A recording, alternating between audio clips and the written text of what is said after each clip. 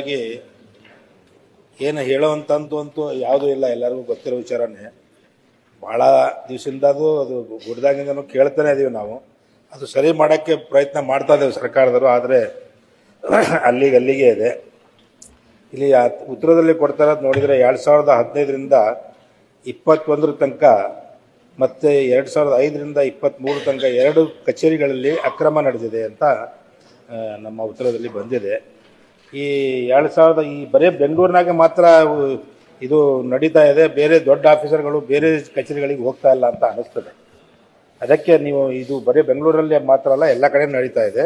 ಅದಕ್ಕೆ ತಾವು ಆ ಕಡೆ ಸ್ವಲ್ಪ ಜಾಸ್ತಿ ಗಮನ, ಬೇರೆ ಕಡೆನೂ ನಿಮ್ಮ ಆಫೀಸರ್ಗಳಿಗೆ ಹೋಗಿ ಚೆಕ್ ಮಾಡಕ್ಕೆ ನೋಡಬೇಕು. ಐಷಾರಾಮಿ ಕಾರ್ಸ್ನ ಕಡಿಮೆ ದರ ತೋರಿಸ್ಬಿಟ್ಟು ರಿಜಿಸ್ಟ್ರೇಷನ್ ಮಾಡ್ತಾ ಇದ್ದಿದ್ದು ಒಂದು. ಎರಡನೇದಾಗಿ ಆಮೇಲೆ ಫ್ಲೀಟ್ ಇರುತ್ತಲ್ಲ, ಪ್ರೈವೇಟ್ ಬಸ್ಸಸ್ಸು, ಸ್ಕೂಲ್ ಬಸ್ಸಸ್ಸು, ಇದೆಲ್ಲ ಅಳತೆ ಕಡಿಮೆ ತೋರಿಸ್ಬಿಟ್ಟು ಟ್ಯಾಕ್ಸು ಕಡಿಮೆ ಕಟ್ತಾ ಇದ್ರು ಸಭಾಧ್ಯಕ್ಷರೇ. ಇದೆರಡೂ ಕೂಡ ಹಿಡಿದು ಬೇಕಾದಷ್ಟು ಅವರಿಗೆಲ್ಲ ಫೈನು ಹಾಕಿದ್ದೀವಿ, ಸಂಬಂಧಪಟ್ಟ ಅಧಿಕಾರಿ ಮೇಲೆ ಕ್ರಮ ಕೂಡ ತಗೊಂಡಿದ್ದೀವಿ. ಅದೊಂದು.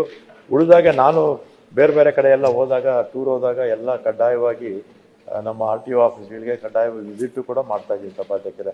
ಕನಿಷ್ಠ ಒಂದು 10ರಿಂದ 15 ವಿಸಿಟ್ ಮಾಡಿರಬೇಕು 2 ವರ್ಷದಲ್ಲಿ. ಉಳಿದಿರ್ತಕ್ಕಂಥದ್ದನ್ನು ನಾನು ಹೋದಾಗ ವಿಸಿಟ್ ಮಾಡ್ತೀನಿ ಸಭಾಧ್ಯಕ್ಷರೇ.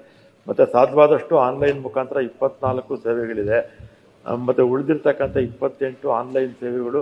ಇದು ಆಲ್ಮೋಸ್ಟ್ ನಾವು ಸೆಂಟ್ರಲ್ ಗೌರ್ಮೆಂಟ್ ಗೈಡ್ಲೈನ್ಸ್ ಏನಿದೆ ಅದನ್ನೇ ಫಾಲೋ ಮಾಡ್ತೀವಿ. ಜನ ಕೂಡ ಮಧ್ಯವರ್ತಿಗಳ ಹತ್ರ ಹೋಗೋದು ಬೇಡ. ನಾವು ಅಡ್ವರ್ಟೈಸ್ಮೆಂಟು ಕೊಡಿಸ್ತಾ ಇರ್ತೀವಿ. ಮುಂದಕ್ಕೂ 3 ತಿಂಗಳಿಗೆ ಒಂದ್ಸಲಿ ಅಡ್ವರ್ಟೈಸ್ಮೆಂಟ್ ಕೊಟ್ಟು ಯಾವುದು ಆನ್ಲೈನ್ ಇದೆ, ಯಾವುದು ಆನ್ಲೈನು ಪ್ಲಸ್ ಆಫ್ಲೈನ್ ಇದೆ, ಅದನ್ನೆಲ್ಲ ಜನಕ್ಕೆಲ್ಲ ಹೇಳ್ತೀವಿ. ಸಾಧ್ಯವಾದಷ್ಟು ಮಧ್ಯವರ್ತಿಗಳ ಕಾಟ ಕಡಿಮೆ ಮಾಡೋದಕ್ಕೆ 100% ಭಾಗ ಪ್ರಯತ್ನ ಮಾಡ್ತೀವಿ ಸಭಾಧ್ಯಕ್ಷ.